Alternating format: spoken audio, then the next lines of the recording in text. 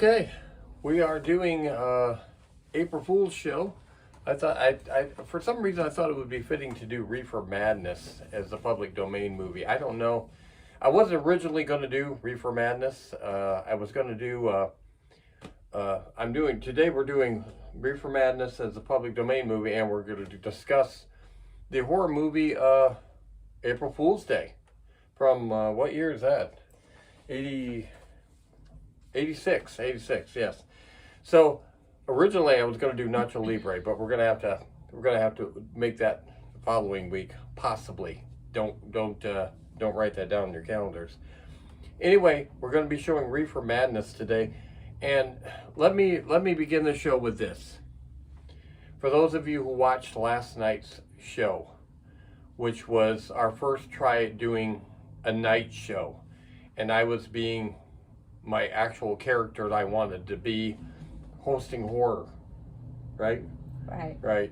And it was a little different. It wasn't like this. This is more of a talk show, horror hosting show, where that was more of a, and I want to do that some more.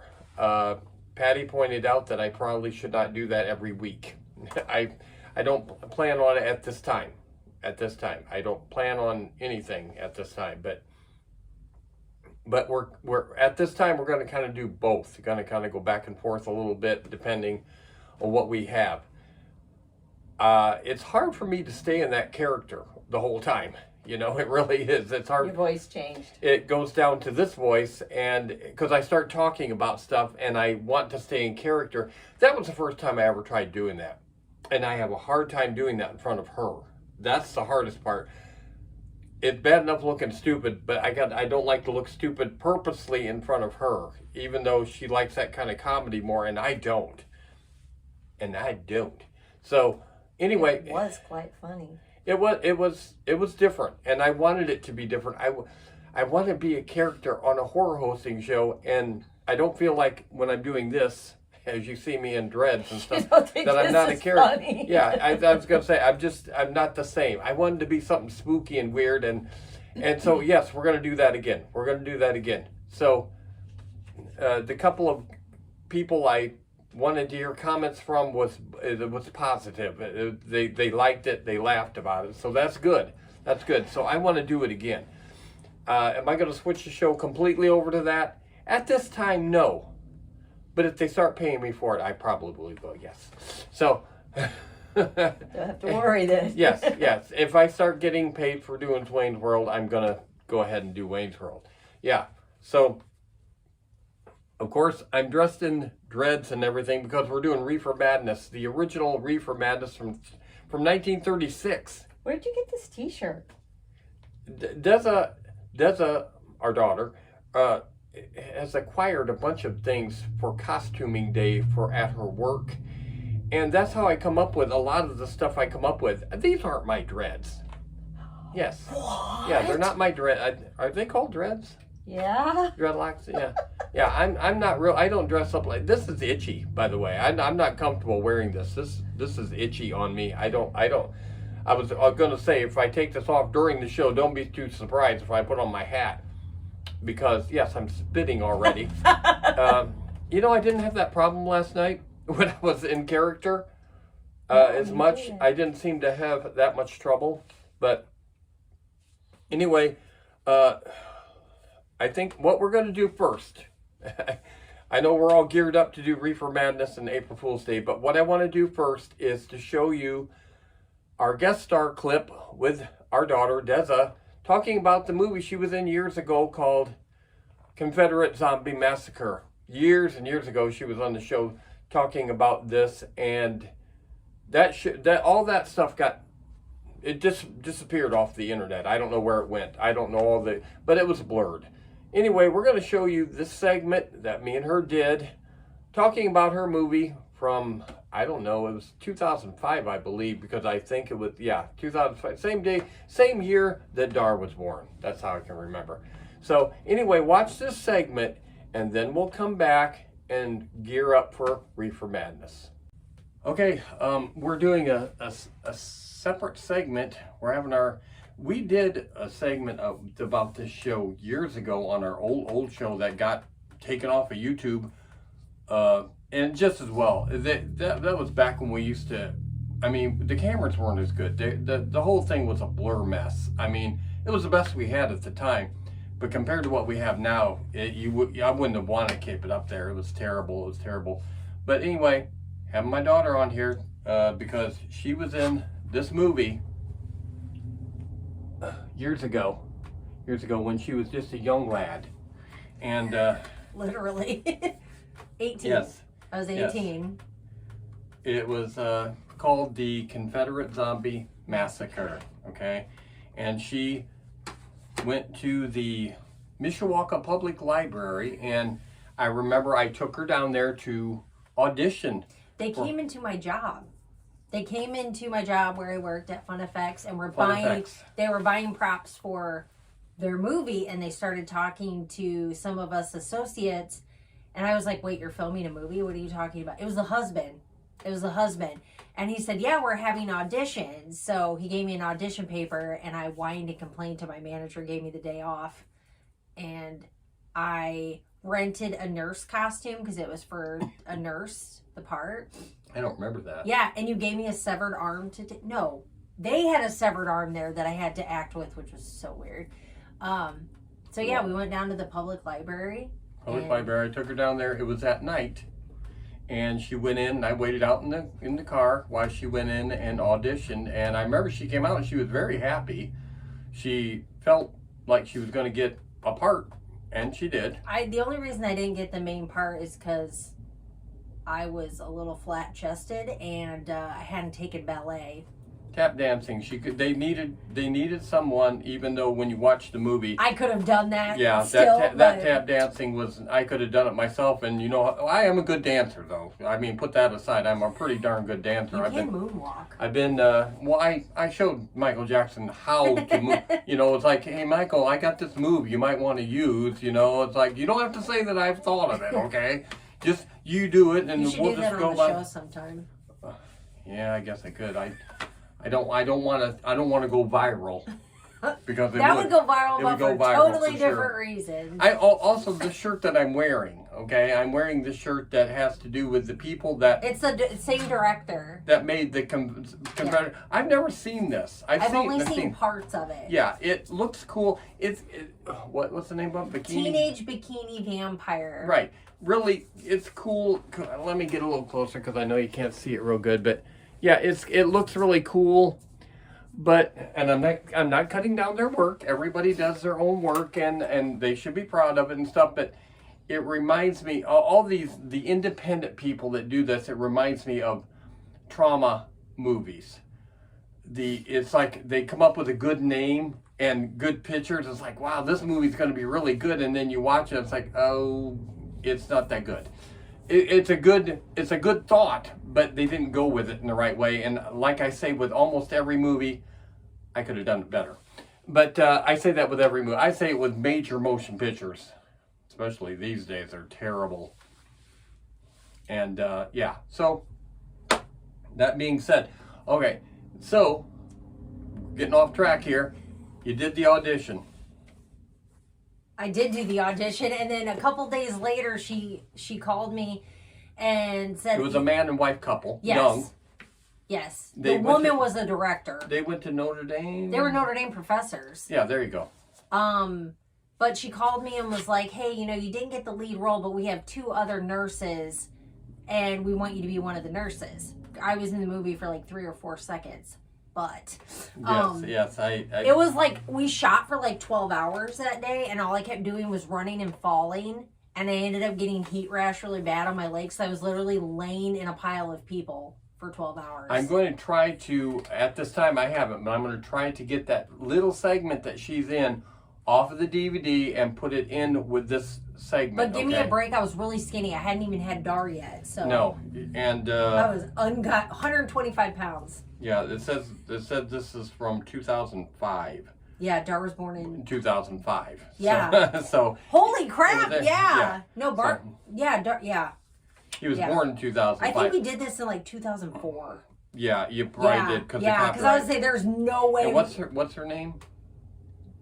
Debbie. Debbie. Everyone had nicknames for her, so like. She was kind of cute. Yeah. Blonde. She was kind of punk rock, which is really weird Yeah. why she was a Notre Dame professor. And her husband was like, he almost looked like Aladdin. He was Arabian looking, and he had long, dark hair. He was a pretty cool guy. And you were how old at this time? 18. 18. And now she's a sea hag of 40. So I don't know what these people look like now either. It's the guy on the back, the one that has the hole in. He was actually a preacher, which was really strange for him to do that movie. But he was. Everyone there was really. This movie isn't real long. No. It's not a full length hour and a half movie. It's a short movie. Okay, if you want to say movie. Okay, what would you say? 25 minutes. Doesn't it say? I don't know. Does it not say? I don't know. It's not very long. It's like a portion of a movie. Okay, Yeah, it's a movie short. I wanted to say it was like 20, 25 minutes, Probably. give or take. You know, don't quote me on that, but there was a movie premiere that they rented out a theater in Elkhart. Me and him went. I was except it wasn't in Elkhart, it was in Niles, Michigan. was it? Oh, my bad. I was 8 months pregnant. Very so old style movie theater. Very old. Most of the people didn't even recognize me because I was so huge. Yeah, so I was you were like, very, I was under the radar. not comfortable. And We almost got in a wreck on the way back. Do you remember that? I do not. We were, you know how like on like the bypass or the tour you gotta take. Well, it was kind of wintry, and you didn't realize we were supposed to merge off, and you were like sliding on your brakes and everything. And I just remember being pregnant, being like, "Oh my god!" I don't remember anything of. I was just like, "Oh." And we were in the Blazer. I know we were in the Blazer. So yeah, I remember that because I just remember being really tense and being like, "We can't get in the wreck. I'm pregnant." Blazer. Was we in the? I have no idea. Yeah. I just remember Ford Explorer. I just Ford remember Explorer. being like, we cannot get in a wreck right Yeah, that was 4-wheel drive. So. Yeah, it wasn't snowy. It was like icy. Yeah. So I don't know why I remember that, but. But yeah, we went up there and we seen that, and that was awkward. And yeah, it was awkward because nobody knew who I was because I was so big. Time had passed and no one had seen her. I actually was in the bathroom with the other nurse, and she didn't recognize me, and we were the only ones in there, and I didn't say anything because I wanted to see if she recognized me, but I was too fat. Mm-hmm. Totally different person. So. I was literally Yeah, a different person. So technically, Dar was at the premiere too. Yeah, he was at the premiere. What was that, October, November-ish? It was really close to time. It was late. So yeah, Dar technically was there too. So, I don't think you had as much fun as you should have had at making the movie. Yes. Her husband at the time wasn't too happy that she was spending so much time making this movie. But it was only one day of shooting. Yeah. It was one day of shooting. And it was a long day, but he didn't have to stay there, but no, yeah.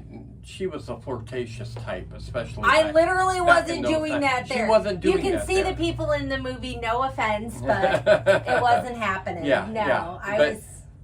You know, like I said, I probably would have done the same thing if Patty would have done that when we first got married. I probably would have been very jealous. But he's not here anymore, so no. But Dar is, so. Yeah. So to speak. He's here in spirit. Half the time we don't see the guy hardly. It's terrible. It's very terrible.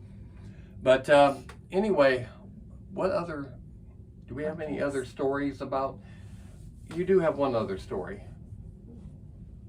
I do. Who's seen this movie? Who's seen the list? Oh, not the one you're thinking of, but Arnold Schwarzenegger saw it. Sid Haig saw it. Sid Haig, that's who I was thinking. Captain Spaulding. Captain Spaulding. Sid Haig's seen it. And it was at a film festival. Yes, it actually has been at a lot of film festivals, and the director actually told me that the audience, they would get a little laugh because the way I fall, it makes it look like I literally broke my back. And if she looks like she's running, and I then look she like does a twist fall. contortionist. Yeah, but you'll see if I can put the clip. I on did there. that shot so many times. I don't recommend because I just fell. Like we were getting shot, and I just fell, and I was falling on somebody. It's just a shame you couldn't be on the movie more, though. I mean, it's a shame. I was young, I was flat-chested, and yeah. But it's a shame because I've seen the movie. They could have worked you in. Now the main nurse girl was very pretty. I believe she was a waitress at Hooters. Could be wrong, but that's what I thought. Yeah. I thought she was okay. She had the body for the job. Yeah. I did not. So. But you were a lot younger than her, I believe. Only by like 4 years, I think. Okay, well. She was just more voluptuous than me, and Yeah. I definitely. Yeah. But that's her Confederate Zombie Massacre story, and you can't see it on YouTube. I checked. You can see a trailer on YouTube, but these people that were doing these type of movies back in that day, they haven't posted anything on YouTube for years. I don't know. We don't know what happened to them. We haven't. I could probably Google her name and see if they're, but Yeah. it's like they stopped doing that. We don't know. They're not posting anything on YouTube. If they're doing anything, they're not doing it on YouTube. So, so this is going to be on our April Fool's show. I'm going to intertwine it in our April Fool's show. We're going to be talking about. even though it's not an April Fool's joke. This isn't. No. I didn't know if we'd have enough content because we're going to be talking about the movie April Fool's Day, which is a horror movie. I'm going to call it that. And our main public domain movie is going to be Reefer Madness. Now, I thought, just like with Patty, since she's here, tell us all your Reefer Madness stories. Never tried any drugs in my life. I have no stories. I got a bad feeling Patty's stories are going to be very similar to that story. I ain't got none. See, exactly. She might have seen people though. Okay, I do have. Not But me. I do. So, Dark's father actually, he didn't do it, but we first started dating, and it was New Year's Eve, and he was like, let's go to this friend's house. Okay, fine, let's go. Show up, just like in the movies. It was an older guy's house, like too old to be hanging out with these younger people. Big house in the boonies. We go there. Bunch of like 17, 18, 19-year-old kids in this house, and there's an old guy sitting on a recliner, just like the movies. But he probably supplied all the Weed, yeah. Everybody, and I mean everybody, was getting high. You would have thought I was in a crack house because I literally was freaking out. Like everywhere we went, everybody was getting high. There were bongs everywhere, and I was like, oh my God. First thing I said was, where are your parents? And I'm literally 18 years old asking where their parents are. We stayed there for probably 30 minutes because he played the drums real quick with the band down in the basement. Which is always nice. Always nice. The drummer was on something, so he took over for the drummer. Oh my God. And then we left really quickly because he could tell I was uncomfortable. So bam, I do have a Reefer story. Yeah. It's not mine, but we will creepy. have some Reefer stories. I will have a few Reefer stories, not too many. Pat, I will joke about it with Patty, but she will not have any either. I might have more than her because she only hung around with church folks, so she never probably saw. Well, she hung around with me when we did do it a little. When I kind of eased off of it though once she Mom come into the picture because it was a different lifestyle then. But so is that it for Confederate Zombie Massacre? It is. It is. Okay. And our Reefer stories. That's And all I got. Yeah, to intertwine with our, you'll see. I'm probably gonna put this in towards the front of the show. So yeah, so this will show before Reefer Madness actually kicks in. So all right, so that's it for our segment. Our first guest of our show.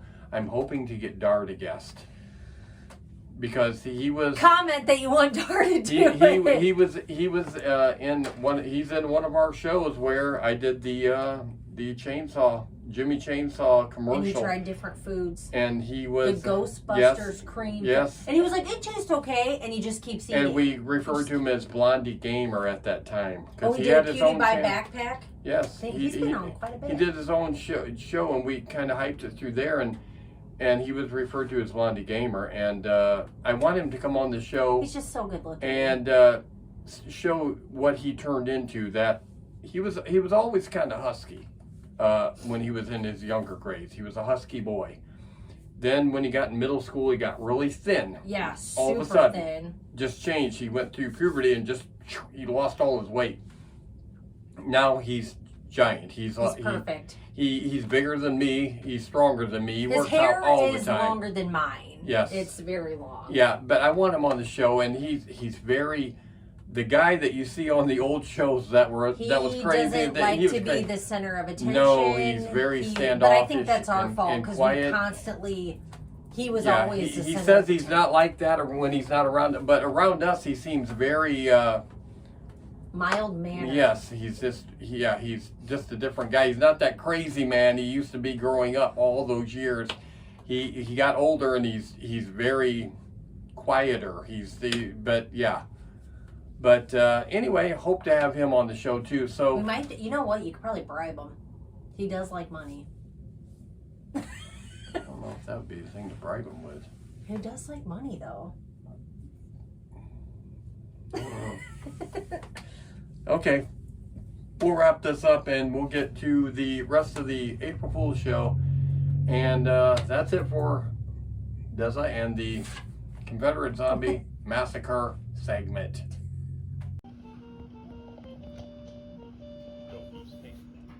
Okay, so we're going from that segment with Desa right into this segment of we're going to show Reefer Madness. And we just got done watching the Reefer Madness musical from 2005. They did a really good job on that. It much more entertaining than what you're about to see. I would suggest actually fast forwarding, especially from the earlier part. This is a short movie, but it is not very good. And it wasn't meant to be. It was meant to be informative and scare people about the evils of marijuana. And it just became stupid. It became stupid because they exaggerated it so bad. And the musical movie that we just watched on Tubi. If you have Tubi, I suggest watching that. I like musicals anyway. Not everybody does, but it was very well done. Very well done. And the original that we were about to show you, we went and seen this when we first were married down at the this is one of the shows that they were showing this at the midnight shows on the weekends at Town and Country Theater, or they were showing Rocky Horror Picture Show at the midnight show. Yeah, this is one of the, we actually went and seen Reefer Madness when we first got married. That first year we were married, at the midnight show, back when she could stay up to midnight, yes, and beyond. She can't do that anymore. I do it quite often, but she doesn't do that. I have to go to work. She didn't go to work, but she went to bed at 10 o'clock last night. I did. No work this morning. No work, but she went to Sorry. Yeah, so I'm old. I don't that sleep. theory, I don't sleep either. The dogs help me with that. So anyway, let's watch the first segment. Do I have this divided into four? I believe I have it divided into four. First segment of Reefer Madness.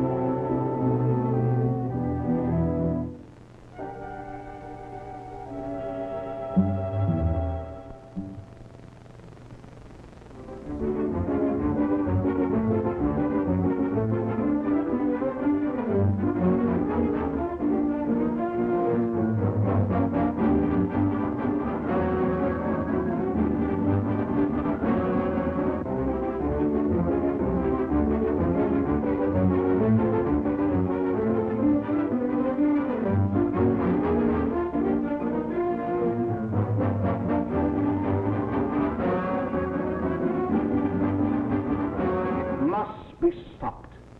You and all other school parent groups about the country, and you must stand united on this and stamp out this frightful assassin of our youth.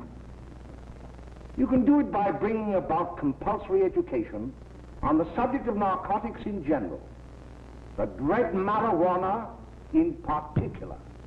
That is the purpose of this meeting, ladies and gentlemen, to lay the foundation for a nationwide campaign by you to demand by law such compulsory education.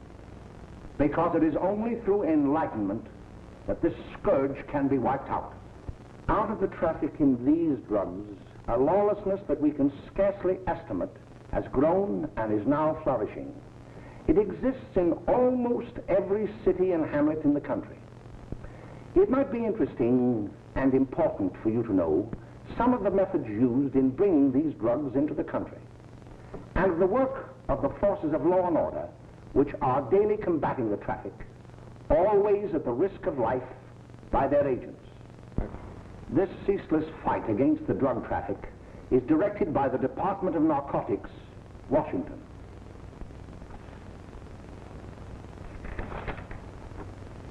I've received a letter of vital importance from a member of the Narcotics Bureau. I'm going to read this letter to you. My dear Dr. Carroll, the suppression of the use of marijuana and of the forces lurking behind it are the most important jobs this department is now engaged in. At the outset of this letter, there is one vital fact I would like to submit. There is a powerful agency. I speak of the school parent associations of this country, which can be invaluable in stamping out this scourge. Their help, their eternal vigilance, could be the deciding factor in our fight against it. The weed marijuana is grown in every state in the Union. Recently, in the city of Brooklyn, New York, a field of marijuana was found behind a tenement court. The weed was here being cultivated, regularly stripped and dried and sold in schools and at government army posts in and around New York. The dried leaves and berries are ground up and made into cigarettes by a simple hand machine. The deadly narcotic is thus quickly and easily prepared for its market. The sale of marijuana is even more difficult to detect and halt than the traffic in drugs such as opium, morphine, and heroin. They are hidden in fake jewelry cases, in the heels of shoes, women's shoes especially, because the drugs can be secreted in false heels. Hollowed shaving brushes are another medium. Books with false centers are often used. Watch cases are convenient hiding places. The value of drugs thus seized is enormous. Recently, a huge supply of heroin was taken. It was concealed in an apparently harmless shipment of 35 barrels of olive oil. The deadly drug was burned in the incinerator of the Bureau of Engraving and Printing. And more vicious, more deadly even than these soul-destroying drugs is the menace of marijuana. No doubt many of you do not believe that these things do happen, that they cannot happen to you.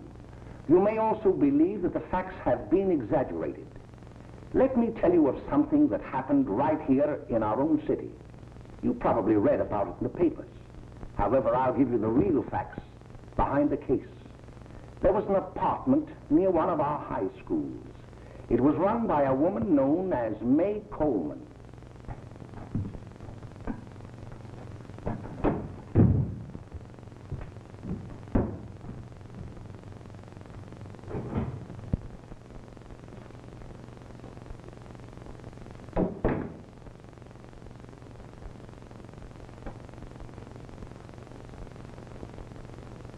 Hey, come on, May, get up. What time is it? Time to get up and give this place a going over. Looks like the Marines had landed. Oh, that bunch last night was high enough to take over the Marines and the Navy. You better get on the job.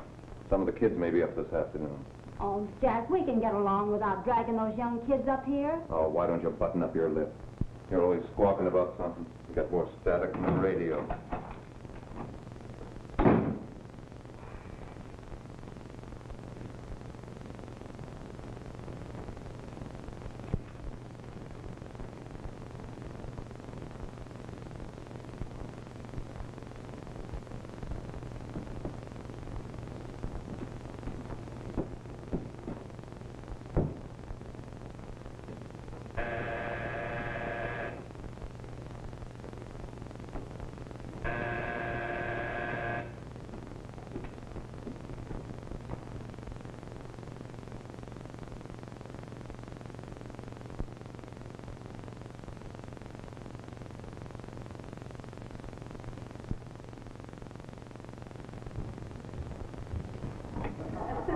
Oh, greetings. Well, hello, fella. How are you? Fine, how are you? Come in, come in. Well, Glad to see you. is May in? She'll be right in. Just sit down and make yourself comfortable. Hey, what kind of a joint is this, Eddie? Oh, it's all right, Gwen. See, they probably had a party last night. Oh. A couple of your customers, May. Yeah? Well, they're old enough to know what they're doing. Not like those young kids you bring up here. All right, all right. Listen, I'm going to blow. Where are you going? I got to make some deliveries, and I'll probably drop by Joe's place and bring back a couple of the kids. Oh, I wish you'd lay off those kids. Oh, why don't you get over that mother complex?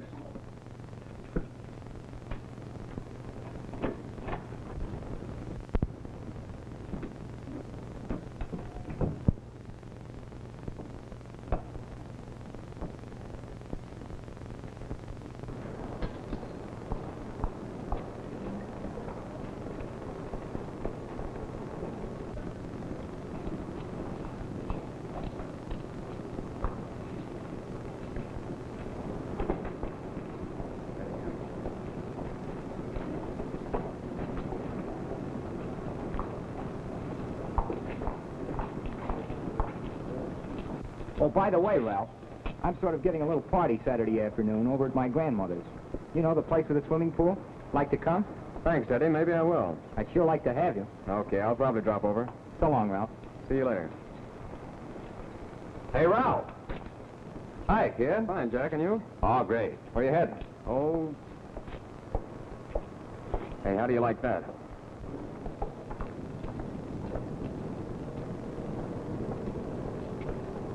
That's the one I was telling you about. Very nice. I don't know why you want to make such a fuss over that Ralph Wiley. Oh, he's a swell swimmer. He made the freshman team that year he went to college. Yeah, and that lets him out. My dad knows his family. None of them are any good. Father and mother just got a divorce from Paris. Yeah?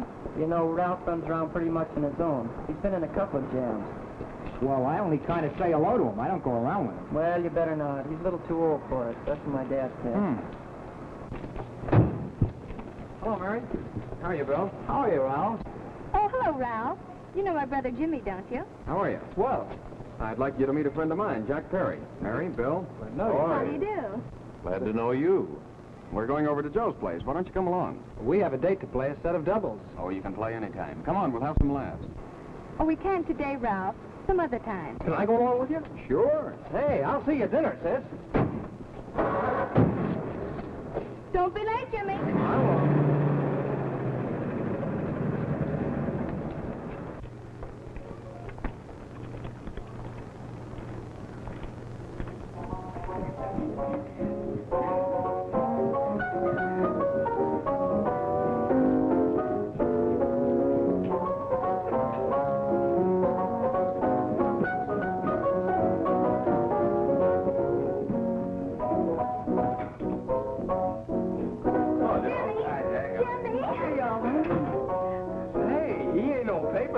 Why, don't you know him? That's Hot Singer Friday. Boy, he really swings out hot with a mess of jive. You want to dance? Do I?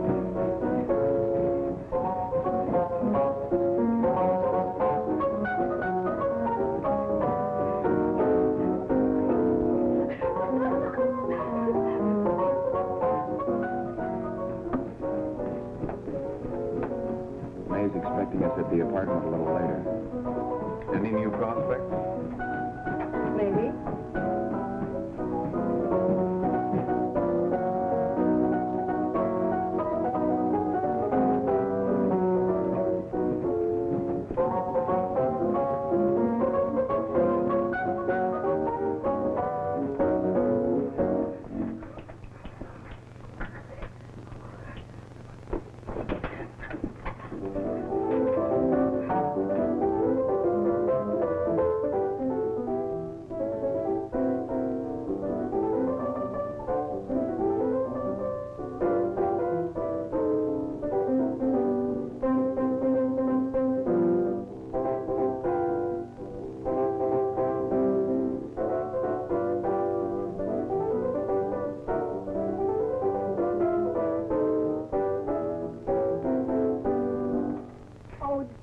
Daddy. You're wonderful. You just finding that out?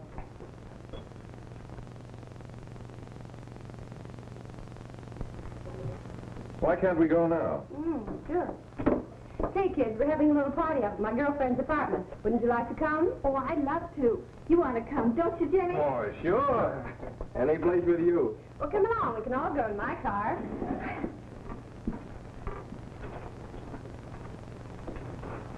See you later, Joe.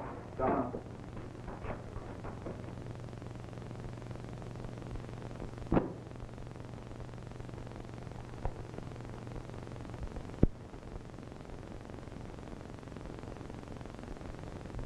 It's sweet of you to help me, Bill. Well, I'll try anything except domestic science. Why, Bill, don't you want to learn something about running your own home?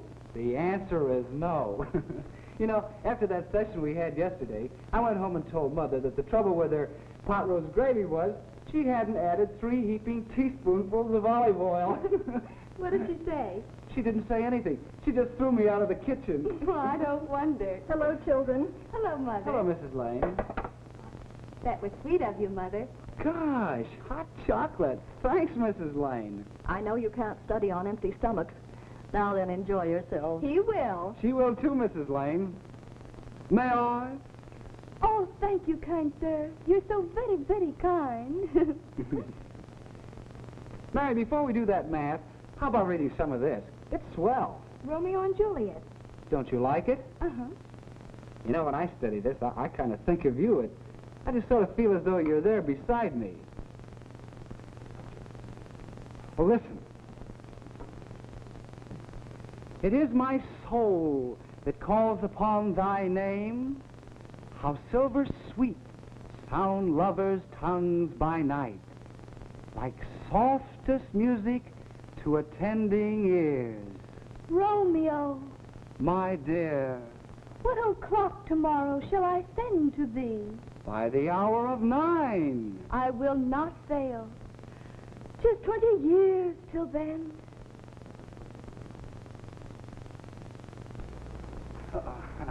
Well, I'll see you tonight, Mary. Bye, Mrs. Lane. Goodbye. So Bill. long. Gosh, oh! Oh, Bill! Oh, I guess I'm all right. Well, bye. Okay, hopefully you just fast forwarded through the first section. You just fast forward because that was terrible. This was originally called Tell Your Children because it was all about the propaganda of the evils of marijuana, which they exaggerated to the hilt. And that's why it was such an entertaining movie for pot smokers that stayed up till midnight to go see the midnight shows, because a lot of those people were, that was the time when Cheech and Chong's Up in Smoke movies came out, and it was just a marijuana smoking time. It's not like it is today. Today it's just not the same. It was a marijuana smoking time back in the late 70s and stuff.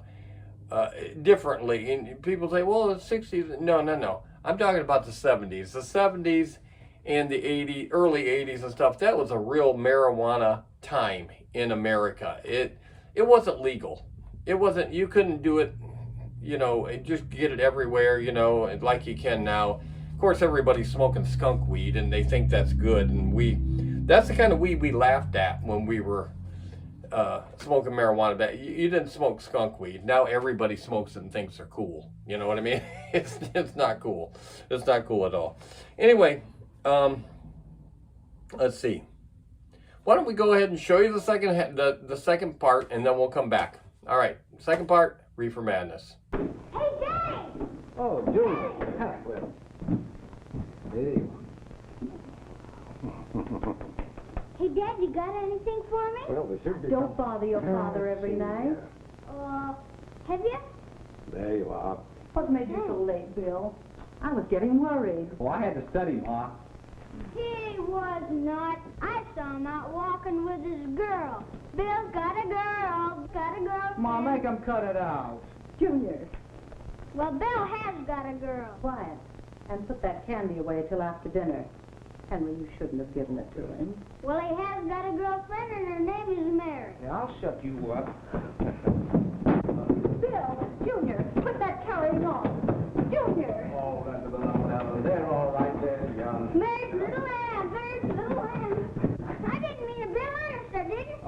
what I'm burned up about is that you didn't say Bill had a swell girl. Gee, it must be love. She'd have to be swell for you to like her. Uh-huh. Sounds like you want something. Come on, what is it? Well, it's my model airplane. It won't work.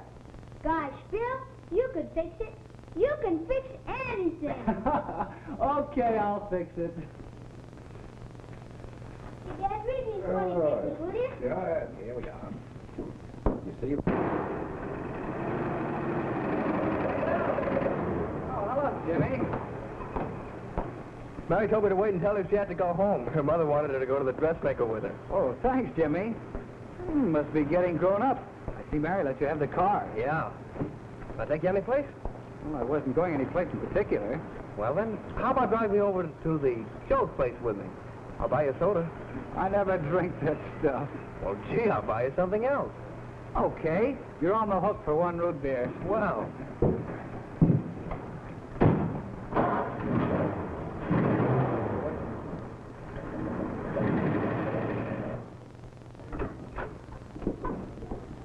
Hi, Bill. Hi, Jimmy. Oh. Hey, Jimmy. Hello, Jimmy. Hello, Bill. Come on, slide in. Hello, Blanche. Hello, Ralph. How are you? Hello, Blanche. How have you been, Ralph? Hello, John. 2 sodas. No, I mean 1 soda and 1 root beer. How's May? Oh, she's fine. We're going up to her apartment a little later. Couldn't Bill come along? Well, don't Come on along, Bill. You'll get a kick out of it. Thanks just the same. Oh, come on, Bill. Mary won't be jealous. Why, sure. None of the kids will be there. It's keen. Well, I don't know. I really shouldn't. Well, okay.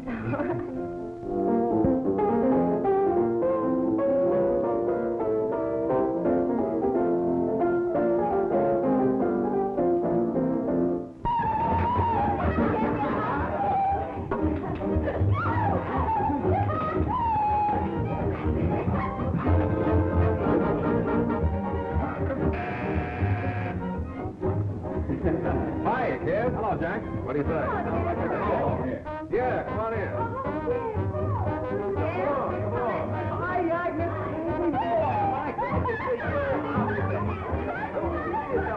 Come on, Bill. Don't stand there.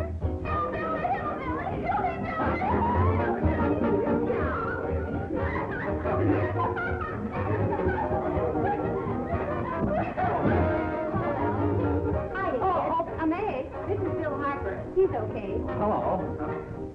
Well, if you say so, it's all right with me. I'll be back in a minute. Hiya, kids. How you doing? Okay, hi, Ray. There's a new one in today. Yeah, Bill Harper. He's all right. Blanche has got herself quite a yen for her. Not bad. I didn't think she had that much taste. She knows what she's doing. She's got Ralph nuts about her, and now she's got her hooks up for this new kid. Say, we haven't many more smoke. You better run over and get some. Why couldn't you find that out when I was here this morning? Now I've got my car in the shop. Well, what of it? That kid out there, Jimmy, he's got a car. He'll take you. Oh. Come on, get going. Hurry up.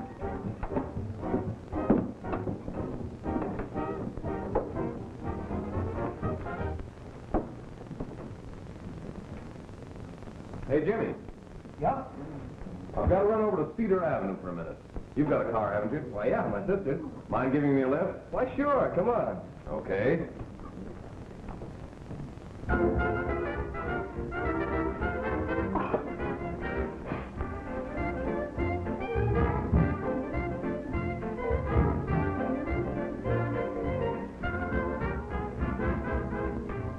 No, thank you. Well, here we are. Oh, thanks. Oh, May, don't forget me. I never forget you. Oh, here. If you want a good smoke, try one of these.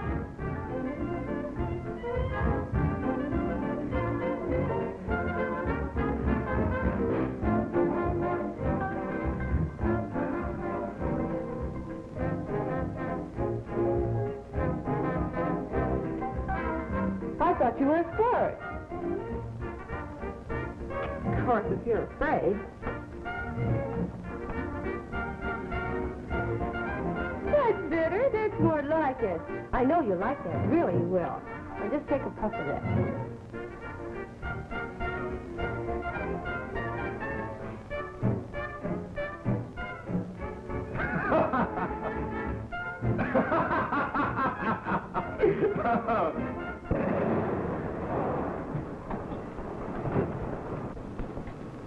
Just be a minute, kid. Hey, Jack, give me a cigarette before you go, will you?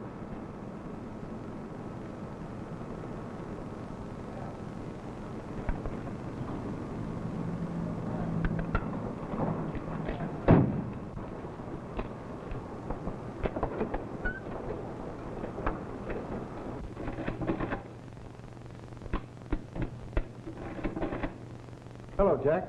Hi, boss. How's business? Getting better every day.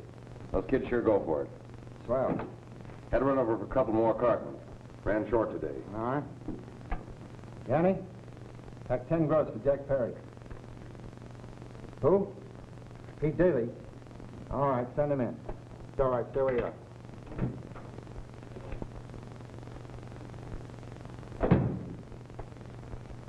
I want to talk to you.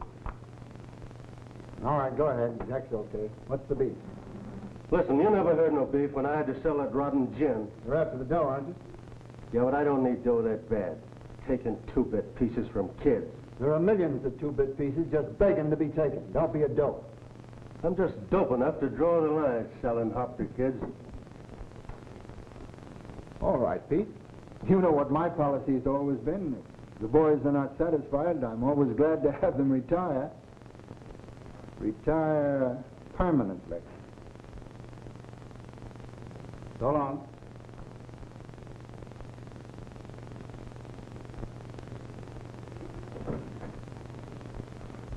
I only wish you had a couple of kids so I could... Get out!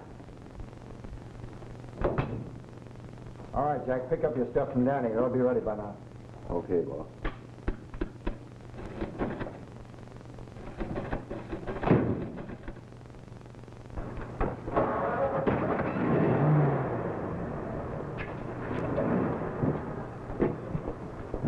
Let's go, Jack. I'm red hot.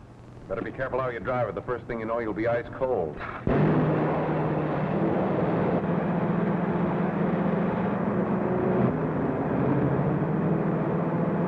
Take it easy, kid. Slow down, you'll kill somebody.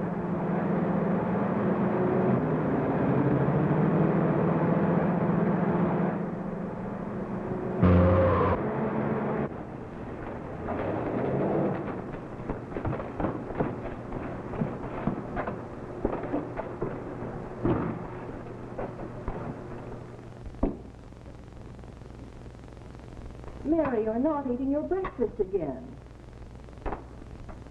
Bill Harper hasn't been around lately. Anything wrong between you two? Why should there be anything wrong? There shouldn't be, I'm sure. And whatever it is isn't serious, I know. I'm sorry, Mother, for snapping at you like that. Don't worry about it, dear.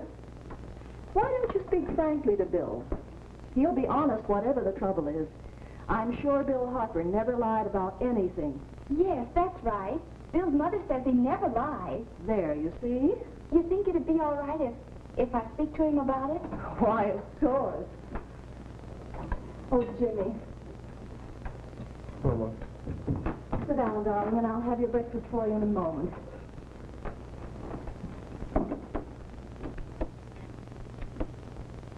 Jimmy, there's something worrying you. What have I got to worry about? Why don't you tell me? Oh, for Pete's sake, don't start to cross-examine me, will you? I'm all right. Jimmy, don't let Mother see you like that.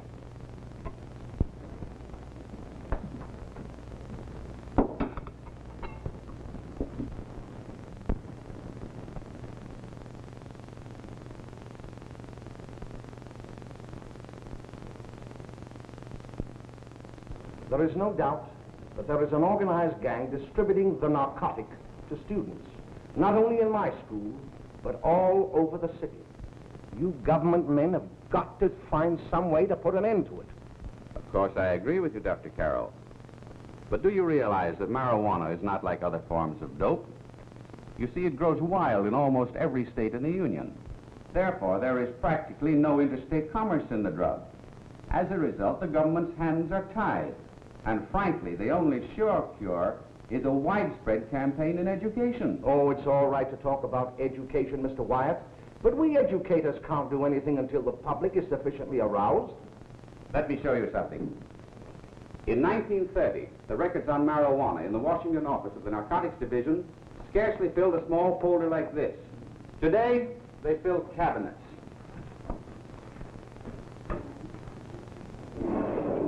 All these devoted to marijuana records. Here is an example. A 16-year-old lad apprehended in the act of staging a holdup. 16 years old and a marijuana addict. Here is a most tragic case. Yes, I remember. Just a young boy. Under the influence of the drug, he killed his entire family with an axe. Then there is the most vicious type of case. Here, in Michigan, a young girl, 17 years old, a reefer smoker, taken in a raid in the company with 5 young men. Here is a particularly flagrant case. Yes, I remember. The newspapers made quite a play of it. In West Virginia, wasn't it? Yes. And there are hundreds of them coming up, new ones every day. I'd like to take these records, if I may. I feel they would be of invaluable assistance to me in combating the evil in my school. You're very welcome, Dr. Carroll. Thank you. Sit down, Bill.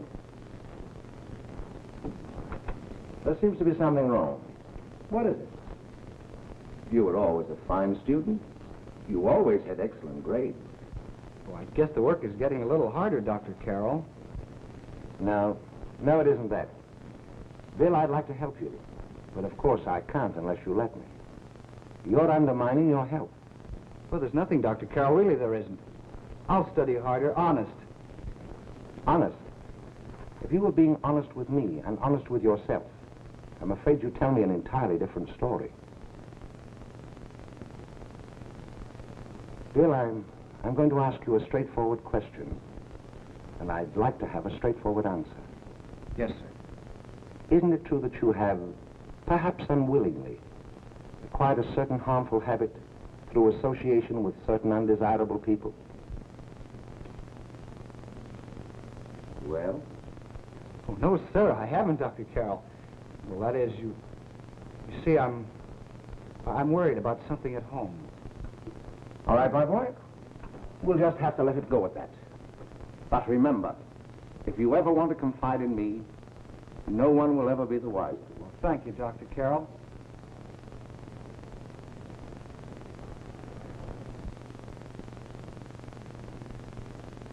Hello, Mary.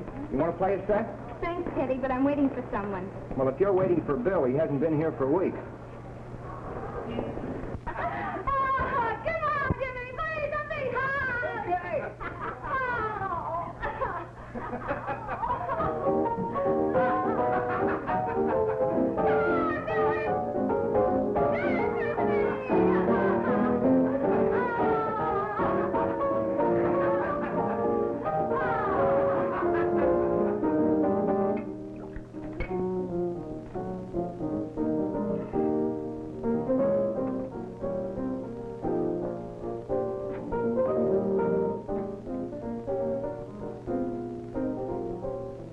Didn't take that new kid long to catch on.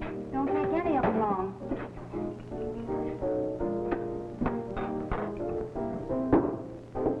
Say, don't you ever get fed? You're feeding me, can't you see?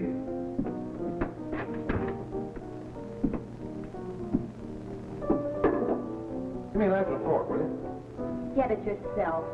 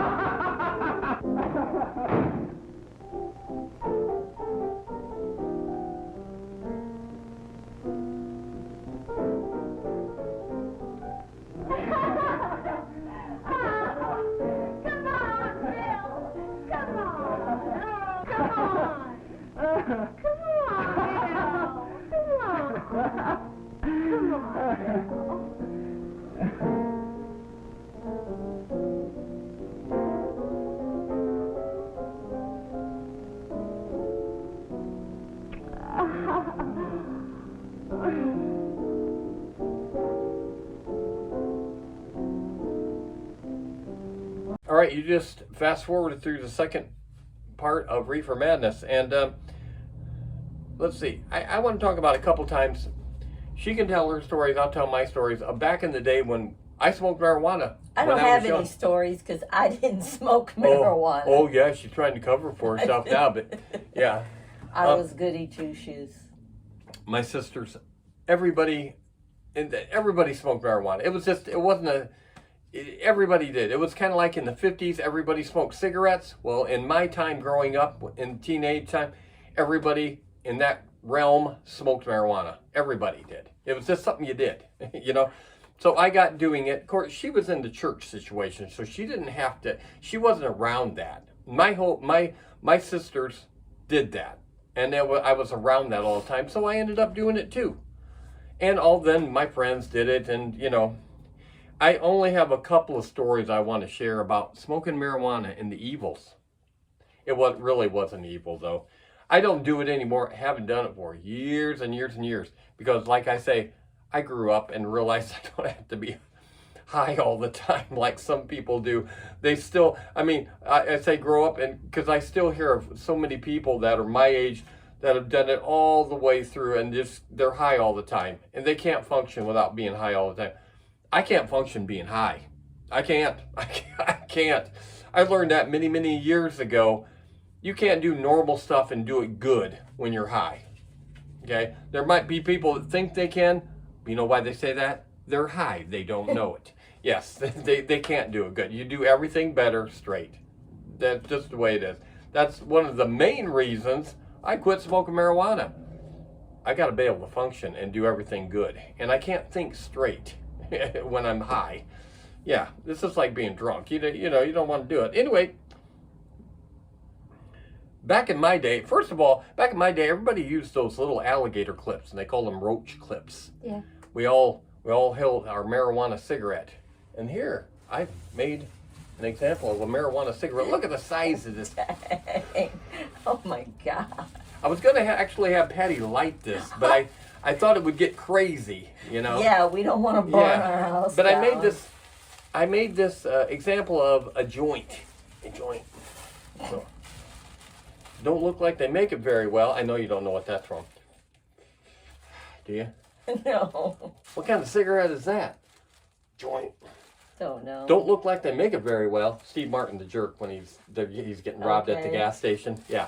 Anyway, we put our alligator clip, which was a roach clip, right there, and then you held the roach clip. That way you could smoke the marijuana clear down to the nub like that, to the little what did we call it back then? It's been so long. Anyway, you get it right down to the last little bit, and that was, you know, was where it all built up more, so it'd be even stronger. So you could take that alligator clip, not burn your fingers, and take a toke on that on that little teeny nub of a joint, what was left of the joint. Yeah. So yeah, I was gonna light this, and I thought, no, this is like tissue paper, which is a lot like rolling paper. It'd probably go up like gasoline, but yeah. Your dreads would catch on fire. Yeah, my dreads would catch on fire, and yeah, there would be a whole scandal about that. But I thought I'd make a joint. This was harder to make than you think. This is harder to make than rolling a joint. Yeah, so many people had trouble, especially when they were learning how to roll a joint. I could do it. This was much harder, making a gigantic joint out of tissue paper. And yeah, it's not real marijuana though. She wouldn't let me have any of her supply. So I had to use other substances inside there.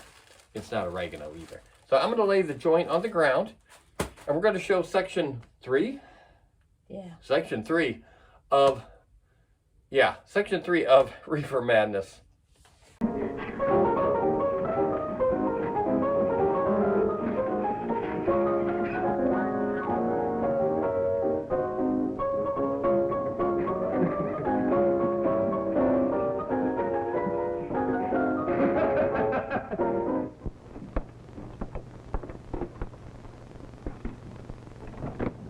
Good morning, Miss Witt from the police department. Good morning. We're tracing a hit-and-run driver. Someone caught the license number at the place of the accident but didn't get it quite right. So we're checking all numbers like it, and yours is one of them. Well, I'll try to help you. You remember what you did on the 29th of last month? Oh, that was the day before Mother's birthday. Oh, yes, I remember that because I left school and went directly to the dressmaker's with Mother. I was there all afternoon. Did you happen to loan your car to a couple of men? No, I had the car all afternoon myself. Well, thanks, miss. Sorry to have troubled you. Tell me, was the person killed? Fortunately, he wasn't, but that's still no excuse for hit-and-run driving.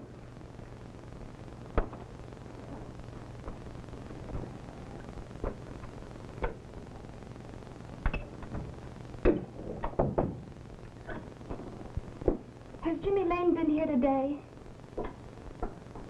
He was in. He went over to May's place. You know where that is.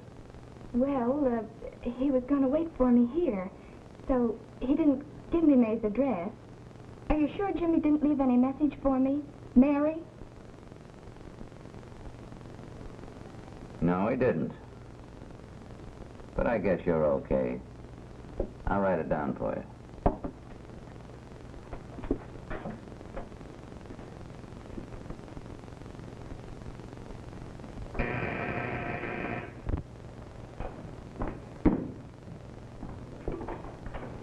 Mary, come right in.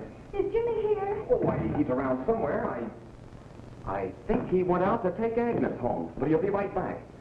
Come in and sit down, Mary. And let me take your coat. Who's the new kid just came in?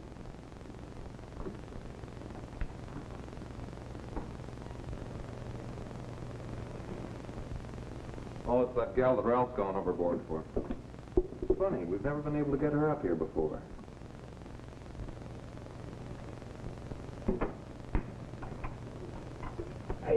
Hey, scram, will you?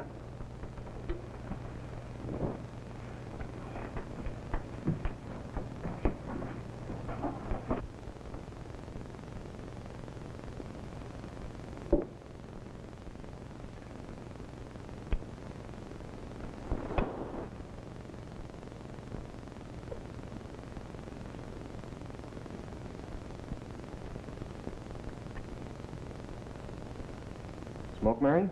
Thanks. Are you sure Jimmy will be back soon? Sure, any minute.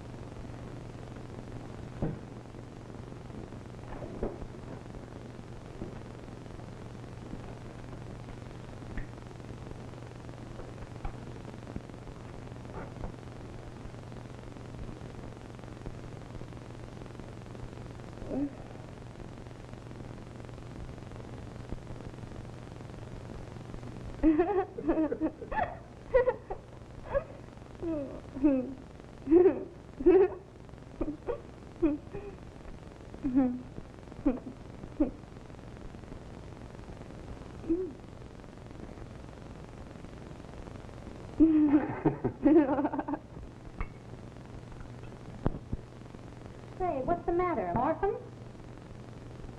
Where do you put it? You got a hollow leg? Thanks, dear.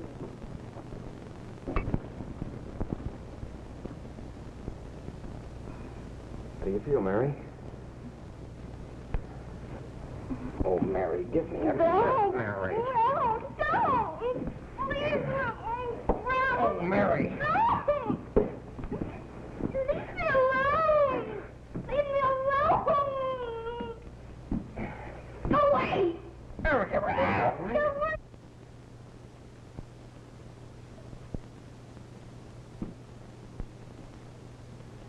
Leave me alone! Oh, leave me alone! Everything's all right. Leave me alone!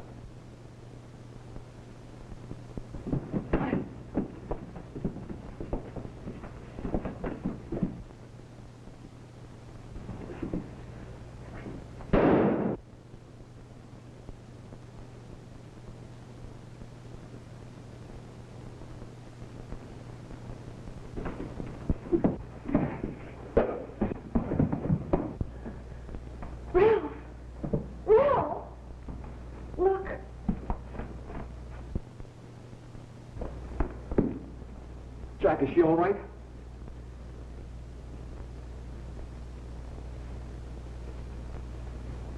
She's dead.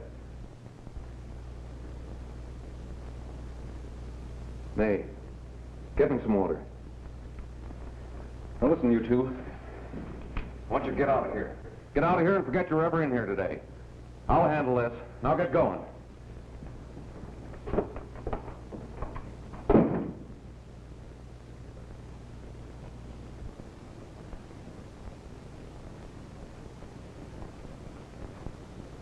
Give it to me.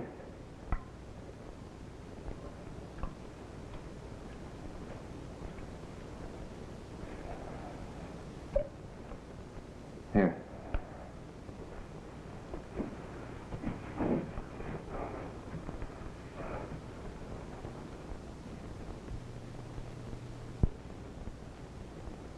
Harry.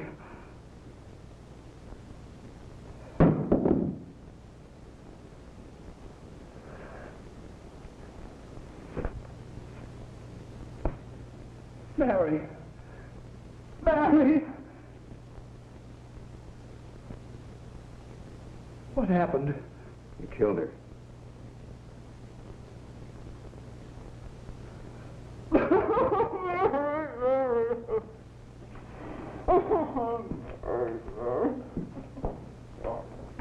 Look. After I scram, you call the cops.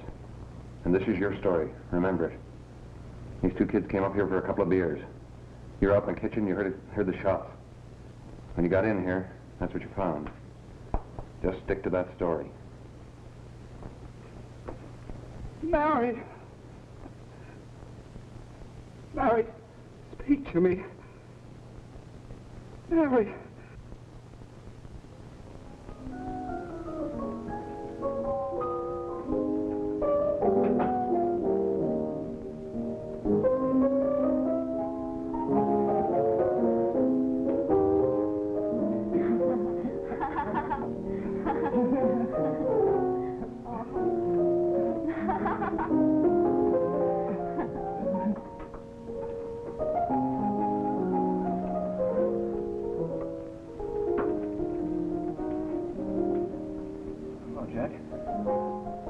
I was just talking to a friend of mine. A cop. Sergeant on the homicide squad. The guy you hit that day died. Died? You didn't... No. I didn't crack. I'm not going to. Nobody will ever know you were driving that car. Well, thanks, Jack. Just as long as you keep your mouth shut that you were ever up in May's apartment. Why, sure, Jack, sure. Okay.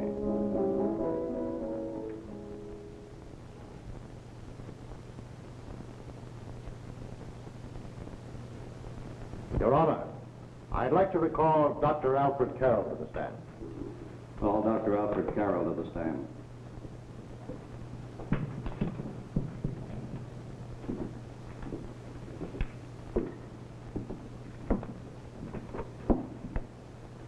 Dr. Carroll, as principal of the Lakeside High School, did you, during the last 3 months, notice any changes in the demeanor and attitude of your student, William Hopper? Yes, in a number of things. For example, at times disassociation of ideas. In another instance, I happened to attend the recent interscholastic tennis matches. And while Bill Hopper had been considered an exceedingly good player, I saw him miss the ball by as much as 3 or 4 feet. This, I understand, could be attributed to the use of marijuana. It causes errors in time and space. Objection, Your Honor. The witness isn't qualified to express opinions upon the effects of narcotics. Sustained. Dr. Carroll has been called merely as a character witness. Well, then, although you didn't know to your own knowledge that the defendant was using marijuana, did you notice any changes that would lead you to believe, as an educator, that he was under some severe mental strain, which might possibly have been induced by some drug? Yes, I recall distinctly a few weeks ago. It was during a class of English literature. There was a serious discussion of Shakespeare's Romeo and Juliet, when he suddenly burst into an uncontrollable fit of hysterical laughter. Oh, by the way, Dr. Carroll, 6 months ago, what would have been your opinion regarding the character of my client? He was a fine, upstanding American boy, a good scholar, a good athlete, and representative of the caliber of young men we are proud to graduate from our school.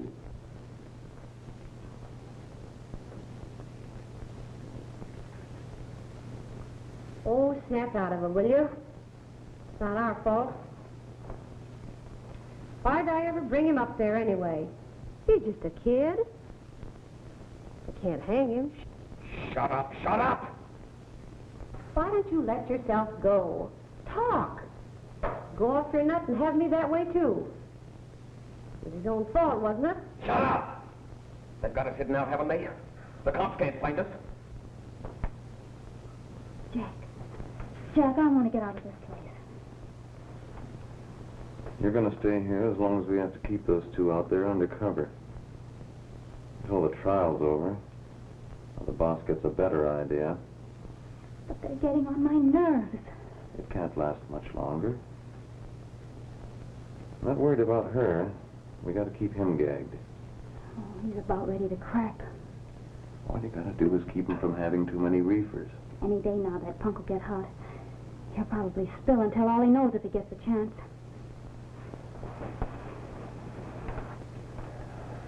I don't think he'll get it. I'll see you later. Where are you going? I'm going to see the boss.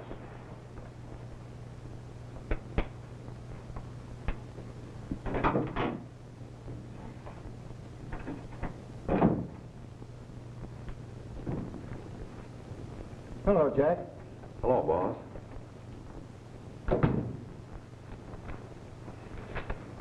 What are we going to do about that Wiley guy? Still jittery, huh? I don't know what the punk's going to do. Keep feeding him those hot sticks. That's what May's been doing. That's no good. I got a hunch that he's due to crack when that Harper verdict comes in. If he's on the tee, he's liable to take a powder on us and blow his topper to the DA. You mean you think we'd all be better off if he never heard the verdict? Well, what are you waiting for?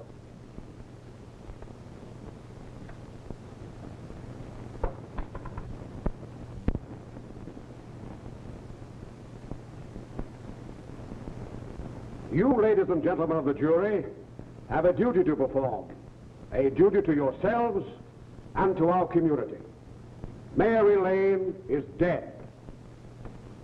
The evidence you've heard at this trial could not have failed to convince you of the guilt of the defendant. By his own admission, he pressed the trigger of the weapon that sent lovely and innocent Mary Lane to a tragic and untimely death. We are not so much concerned about the motives behind the deed as to the deed itself. While the defendant has told you that he saw someone attacking Mary Lane and that his mind went blank from that moment on, the defense has been unable to produce one witness to substantiate that statement. Now, ladies and gentlemen of the jury, you have heard able men testify at this trial, men who have tried to bring out the fact that the defendant might have become momentarily insane when he fired the shot that killed Mary Lane. But the defense has been unable to prove that he was insane. William Harper was sane when he visited the apartment where the tragedy occurred. He was in the habit of visiting the place. He was sane when he went into a bedroom with another young woman. You've all heard what went on in that room. You heard it from the defendant's own lips. Involved as he was in a tawdry love affair, Mary Lane was in the way. She had found him out. In a moment of anger, he deliberately and willfully killed her. If such deeds are permitted to go unpunished, this community would cease to be a decent and safe place for us or our children to live. I do not believe I have to plead or even demand that you bring in a verdict to punish the defendant for the crime that he has committed against society. You are upright citizens. That is why you were chosen to judge another. And as honest, upright citizens, there is only one verdict which you can find, and that is a verdict of Guilty. And this court will be adjourned until the jury's verdict is reached. Okay, that was section 3. Section 3? Yeah, section 3 of Reefer Madness. Okay, a couple stories I want to tell you before we go into section 4, because we want to cover April Fool's Day too, but the movie. But not that was that exciting. We just watched that the other day too. But anyway, I got a couple of pot smoking stories that I want to share with you that actually took place with me. Well, not really. My friend Rick had a big homemade bong that was made out of like a big beaker that you would get from school science labs. It made a bong out of that, but I don't know who exactly did it. It wasn't me, and it wasn't him. He acquired it somehow. We had a great big bong. Well, you know, it's like a test tube, but a great big one, about that big around, you know. And we used it at my mom's house. My mom knew everybody smoked pot, so my mom was okay with it, and we smoked in her house. Yes, it was illegal, but we did it, and my mom was okay with it. Well, one day when we were at work, yes, I actually worked back then, she washed it for us. First of all, you don't wash it. You don't need to, she broke it. It wasn't mine to break, it was Rick's, and she broke the bong because it's that thin beaker test tube glass, and it was real easy to break. Well, she broke our bong in the sink, and she felt bad about it. We felt bad too, because we really, on a water bong like that, because it's full of water, you know, you can really take some giant hits off that and take in a whole lot of smoke that you couldn't have taken in from the marijuana cigarette, because it's not as harsh. It takes that harshness out, so you can take in real big, kind of like how your vaping is now. You take in those big, you know, it looks like the cars are on fire and stuff. You can kind of do that with a bong. Okay. Anyway, she broke our bong. That's our bong breaking story. Okay, back to this. Anyway, okay, we had a slight interruption. Let me finish telling my story. Walk in and I see, not knowing Willy Wonka, very high, I see the Oompa Loompas You already said all dancing around. And it's like, I just froze. I froze in place and was looking at the TV. And I was not knowing what I was seeing. It was like, what in the world was I looking at? These midgets dancing around in their costumes and their flared out pants. You know how they got the flared out pants and stuff. And I was so high. I learned from that point on, I found out what Willy Wonka was. But when you come in and you're that high and you see Willy Wonka on the TV for the first time, know nothing about it, kind of freaks you out, okay? Kind of freaks you out. So anyway, that's my Willy Wonka story. I have a lot of other not so interesting stories about being high. But again, it's just, you know, when you're high, a lot of things seem more funny and interesting. They're not. They're not. You just think they are. Okay, so we're going to go right. We already showed the fourth thing, or was that the? No. No, we're going to come back. Yeah. Okay, the last part of Reefer Madness. I suppose you all feel the same about this case.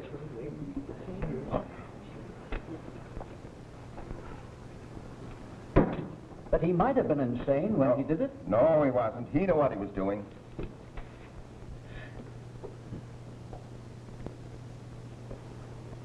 But supposing he was insane? You can never make me believe it nor anybody else. We'll take a first vote.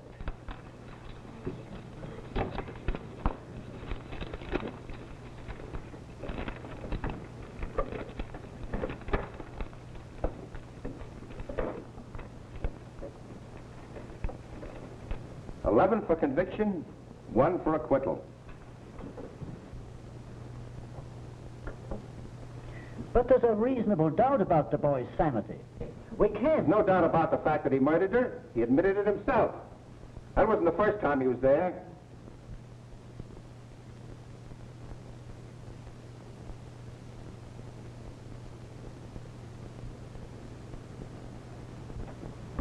We gotta make an example before boys like that contaminate all of our children. We can't have every murderer hiding behind the gag that he's insane. Sure, they see red before they kill somebody. But whose fault is it?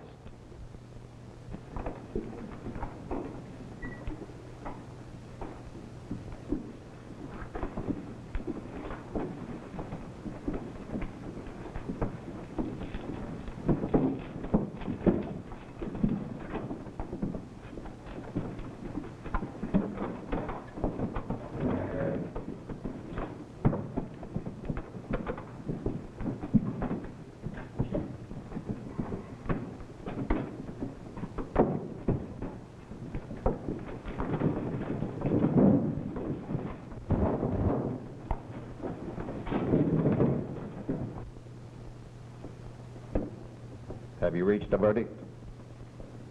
We have. The defendant will rise. What is your verdict? We find the defendant guilty as charged.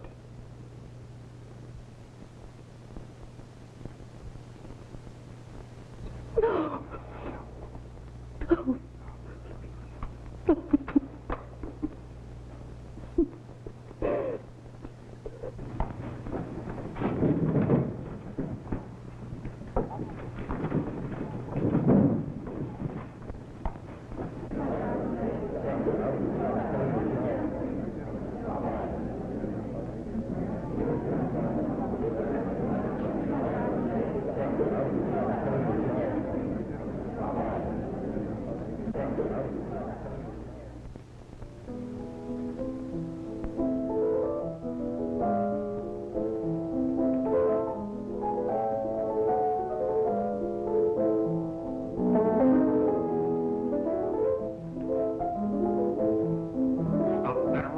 Stop it! What's the matter with you? Give me the creeps.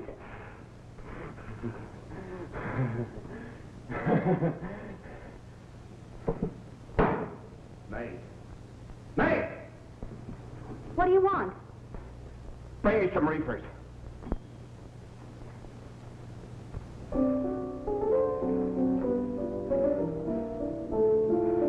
They're going to hang him. Blanche, they're going to hang him. Oh, come on. Get a hold of yourself. Here you are. And quit that crazy laughing. Where's Jack? I want to get out of here. They'll pick you up and hang you if you don't pipe down. I want to see Jack. Jack. I want to see Jack. Jack. You'd better quiet him. I can't do anything with him.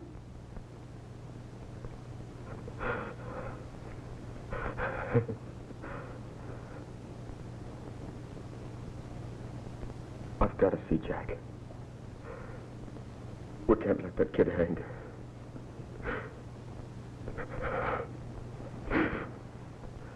He'll be here. Don't worry. He'll be here in a little while. I've got to see him. I've got to see him.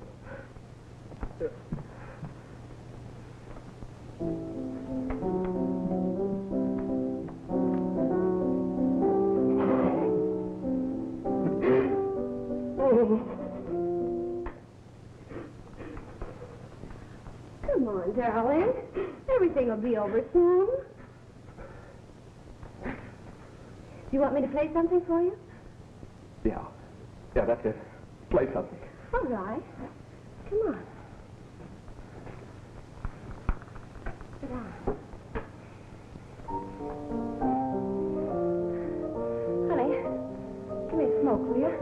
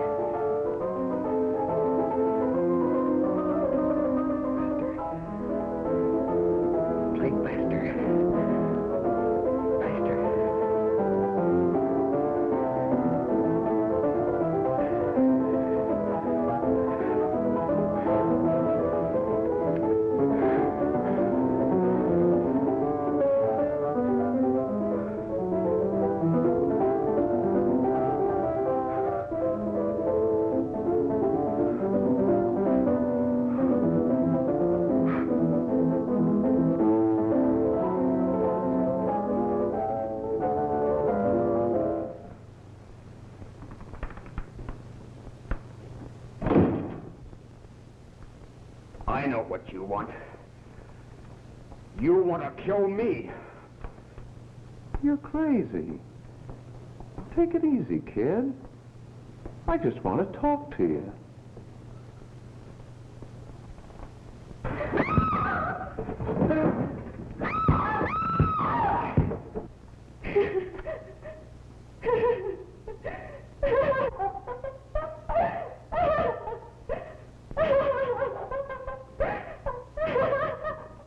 Hurry! There's a terrible fight going on.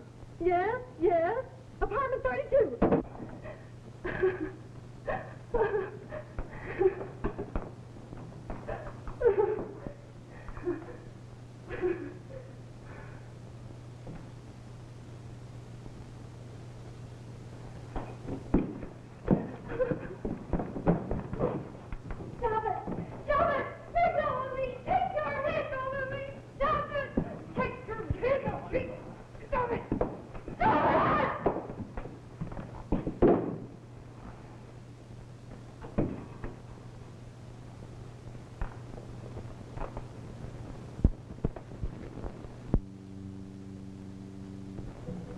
Give me a glass of water. Who's behind you? No! You'll hang if you don't talk. No. Who hired you and Jack? Hurry. Are you ready to tell what you know? Yes!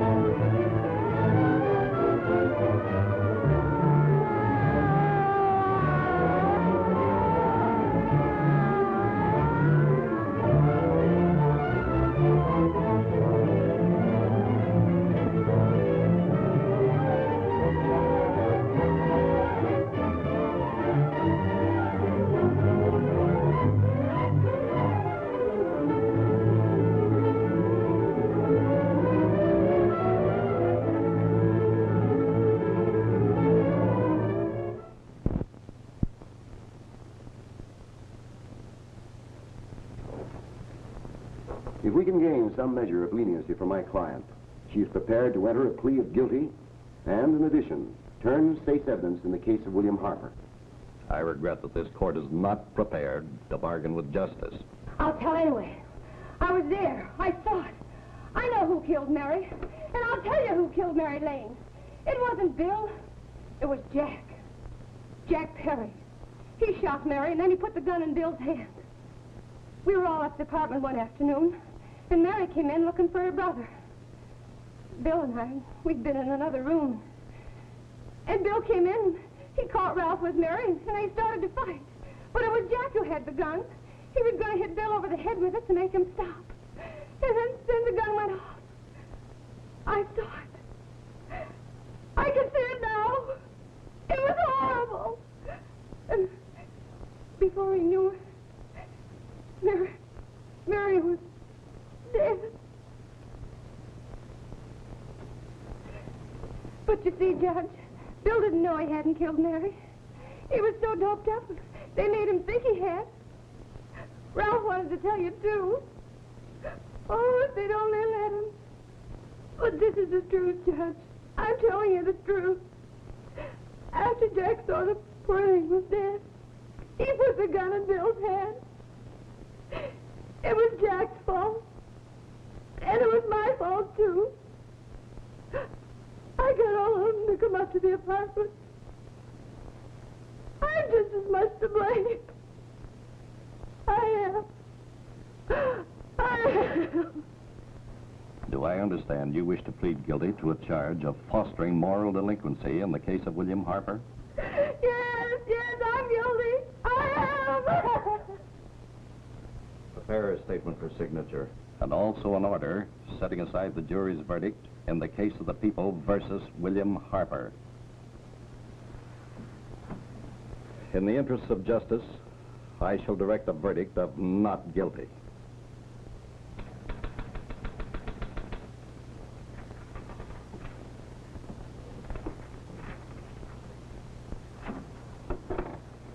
Sign here, please.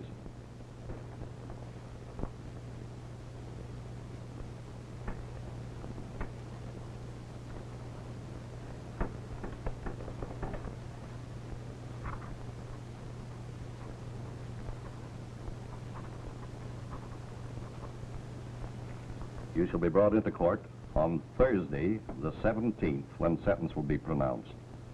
Meanwhile, you will be held as a material witness in the case of the people versus Ralph Wiley.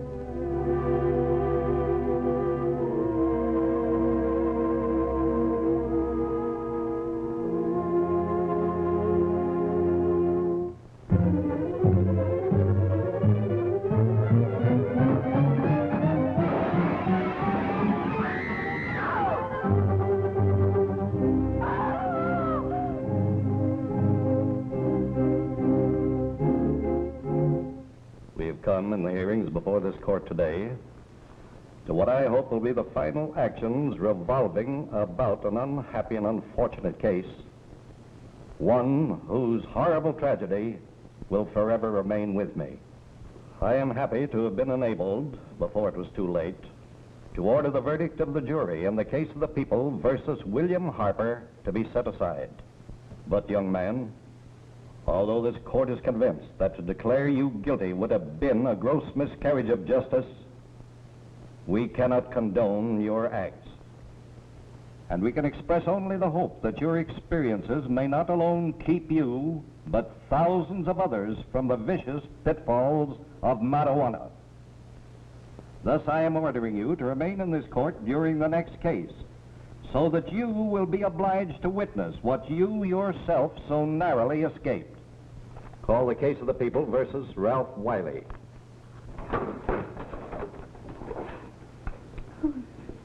Bill. Bill.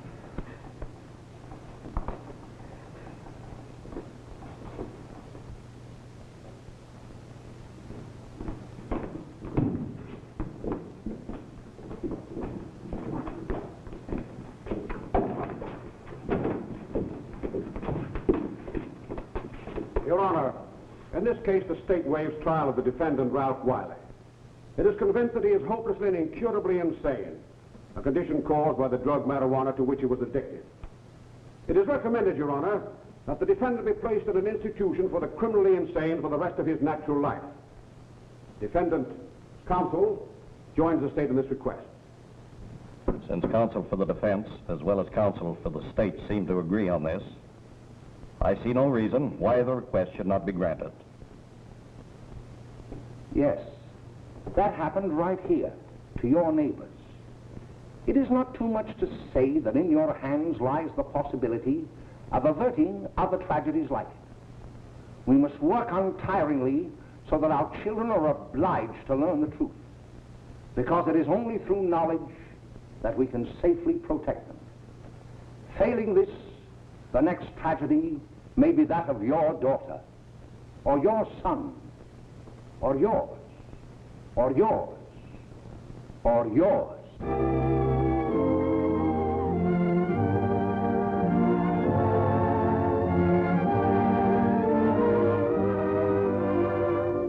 Okay, as far as I can remember, you just watched the whole movie, or you just fast forward through the whole movie of Reefer Madness. It's over.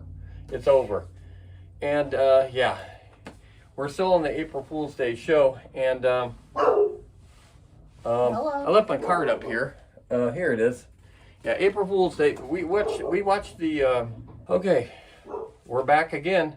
The dog's barking. Interruptions are going on. This is not going good, by any means. We're going to talk just shortly about the movie April Fool's Day from 1986. It cost $5 million to make, made $13 million at the box office. We just watched it for the first time. or she thinks the second time. I don't remember anything about it. The other night, okay? He was probably stoned. There was a remake of it in 2008, which is utterly forgettable, and I think it went straight to DVD. It's nothing to talk about. The original was what, was the best one, and so this was an odd movie. And the way that I'm saying is, if you ever watch April Fool's Day, which we watched it off of a site called Hoopla, which was a library site, because everybody else wanted you to rent it. And on the Hoopla site, it was You free. rent it through your local library. If you have a library card. She had a library card, so we were able to do it. Not everybody has a library card, but we didn't have to pay to watch it anyway. But it's the only movie only horror movie. It's different than any horror movie I've ever seen, because this, spoiler alert. Yeah, I was going to say spoiler alert. I don't care about spoilers. I like to know about the movie's end before I even see it. But it's the only movie where everybody in the movie died. Everybody got killed except for the couple, and you thought the killer, which was the lead girl on Valley Girl, the original Valley Girl, you thought was the killer and everything. And then you find out it was all an April Fool's thing. Nobody that you had seen get killed or hurt or anything happened. They were all sitting there. It was all like an elaborate April Fool's thing, because the woman wanted to see if they could make this resort that she inherited from her family into a murder mystery type resort. Yeah, where people, and so she was like trying it out using her friends, and then using this main couple, as they didn't know what was going on. Everybody else did, okay? So, yeah, that's what that's about. And, but here's what, at the end, you find out, and then at the very end, it shows the main girl from Valley Girl. The one girl comes up behind her and cuts her throat. And you think she's got her cut, and then she shows it was just a trick knife. She didn't even cut her throat. Even that was April Fool's. And that's how they ended the movie, with the Jack in the Box little character winks. I think that's just to say, this was all, it's all a gotcha. Nobody died in that horror movie. Almost everybody died, but nobody died in that horror movie. I've never seen a horror movie like that. But I told her this last night. I just want to say one more note before she goes in. And, Paramount Movies helped do this. They originally wanted the girl to be killed at the end, and then the other sibling to take her inheritance and leave the island and stuff like that. Paramount said, no, we want it to end in an up note. We want it to end in a happy way. We don't want this to end. We want to keep it on the same level. So they changed the ending and made it just like you heard. Everything was a prank. Everything from the beginning to end was a prank. All right, tell us a little bit about what you don't have anything hardly for the cast, right? They were dull? No, because the cast were very dull. Yeah. Sorry. The character of Arch was played by Thomas Wilson, which we all know him as Biff from Back to the Future movies. Biff, yes. He was supposed to be at Comic-Con last time when we were at Comic-Con, and he had to cancel out because we almost got to meet him. And that was the only one I really wanted to meet at Comic-Con. He had to cancel. The only thing on him was he played the tuba in high school. We've all wanted to play the tuba. And he was the drum major in the marching band. He also is heavy-duty Catholic. And in 2000, he put out a Christian album. So it's like, who would put out a religious singing album? What in the world? What in the world? I wish I would have had her album in. She's got a couple albums. Maybe I'll show it on the next show. She's got a couple of albums of singing where she's singing Christian music. Would you say? Would you call it Christian? What do you mean? Would you say? Yes, it's Christian music. Christian music. Well, I when you think of the word Christian, sometimes you think of Christian churches, and I think of Catholic churches when I say that. Oh. And Catholic, no. I've been in a Catholic church once. I couldn't understand 99% of what the guy said. It was a great big cathedral church inside. We went there for a wedding. All you could hear was echo. Everything he was saying was like it was nothing but an echo fest. It was terrible. It's like, do people really go there and listen to preaching? You couldn't understand a word. It was terrible. Go ahead. Kind of a minor character. He's actually the first one to get killed. Skip. At the boat? Yeah, it was actually Griffin O'Neill, which is the son of Ryan O'Neill, brother of Tatum O'Neill. And this guy had nothing but legal problems his whole life, and everything that happened wasn't my fault. He had a boating accident which killed Giancarlo Coppola, which is Francis Coppola's son. He was driving the boat, and Francis Coppola sued him for wrongful death. I hope this happened after the movie and not I'm before, not because sure. I think it was kind of very ironically it was timed. both. Yeah, not good, but several DUIs. So this kid didn't learn a Tatum thing. O'Neill also was a little bit of a drug person, wasn't she? Yes. Yeah. And gorgeous, domestic battery. He pushed his wife down because she was trying to keep him from driving while drunk. So there's the DUI thing. And it's just, continuous. So that's all. That's it. Everybody else was pretty boring. We're almost done with the show. I'm not going to show these motionettes this time. Why not? I'm just going to wrap up the show with one more thing I have to say. Okay. That really messed up my voice a little bit yesterday, talking in a higher pitch. It you wouldn't think so, but it kind of... Let me tell you one story. One April Fool related story from my youth. I didn't do this or anything. We are anti practical joke people. None of us in the family like to do practical joke because it's always harmful. It seems like it's always sad it's or only hurtful funny or, to the person that's doing the joke. And so we don't. Never funny to the we person never who's receiving partook it. in April Fool's jokes. Don't really care for that. But when I was young, the newspaper was, everybody got the newspaper back then. You know, that was what you did. Well, the Elkhart Truth, which we lived in Elkhart, my dad got it on a daily basis, got it delivered. Well, at April Fool's Day, back, I want to say I was 10, 11, in that area. I remember front page news, my dad reading the article and showing the picture. There was a picture of, right on the front page, of an alligator-like creature along the banks of the Elkhart River. Okay? I remember seeing the picture vaguely, okay? You could probably go to the library and look that up in, what do they call it, Fisher or Fish machine. Yeah, something like that. You can probably find it. Back, but we're talking in the 60s this happened.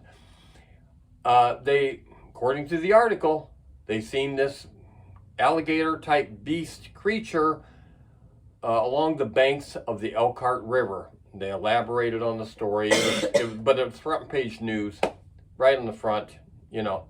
Okay, really cool story. Most people that aren't dumb knew exactly what this was. It was an April Fool's joke that the Elkhart Truth was doing because it was April Fool's Day. You know, well, the next day in the newspaper, they had to make a big retraction and explain to people because they told there was a lot of senior citizens that lived along the Elkhart River, you know, the rich folk, especially up in the upper part of the river, that took that seriously and didn't think of it being a April Fool's Day joke, and they really thought there was a creature, alligator creature monster thing lurking along the Elkhart River banks. So the Elkhart Truth had to make a big retraction and say, come on people, this was not a real story. There's not really a creature. It was April Fool's Day. But the older folk didn't get it. Okay, they just didn't get it. So that's the only major April Fool's story that I remember in my youth. We didn't do April Fool's jokes. It's just, you see that on the sitcoms. They do it on the sitcoms, but it's usually hurtful. And comedy shouldn't be hurtful. It's not really comedy that way. We will show these motionettes on another show no big hurry. No big hurry. But thanks for watching our April Fool's Day show, and we'll be back next week doing something or another, or then some. Okay? All right. That's it for Spook Show Gravy.